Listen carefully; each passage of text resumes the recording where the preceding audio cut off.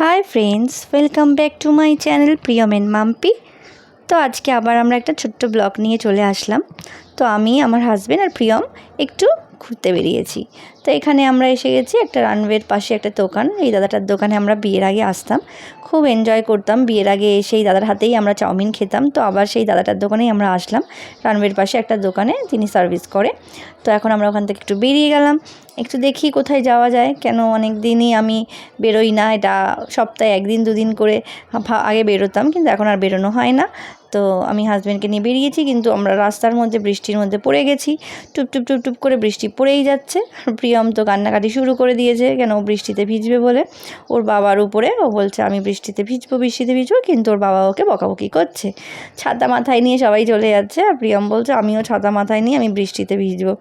তো যাই হোক, প্রিয়ম এখন কান্নাকাটি শুরু করবে, কিন্তু তা আমি ওকে বোঝালাম, আমি যে চলো তাহলে একটুখানি আমি আর তুমি ভিডিও করি। তো ভিডিও শুরু করে দিয়েছিলাম, কিন্তু তার মধ্যে দেখলাম বৃষ্টিটাও টুপটুপ করে যেটা পড়ছিল কমে গেছিলো। তো আমরা সেখান থেকে আবার রওনা হয়ে গেলাম, রওনা দিয়ে দিলাম। তো আমরা এখন রানওয়ের পাশ থেকে যেহেতু যাচ্ছিলাম, তখন একটা হেলিকপ্টার উঠতে দেখেছিলাম।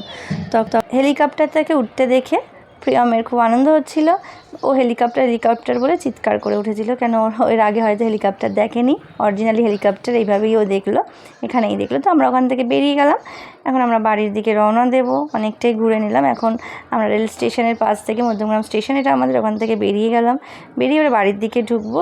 যেহেতু আকাশে মেঘ করেছে, বাড়িতে ঢুকতে ঢুকতে জোরে বৃষ্টি নেমে গেল। তো বৃষ্টি নেমে গেল যখন, আমিও এখন আমার ব্লগটা বন্ধ করে দেবো, আমি ঘরে ঢুকে যাব।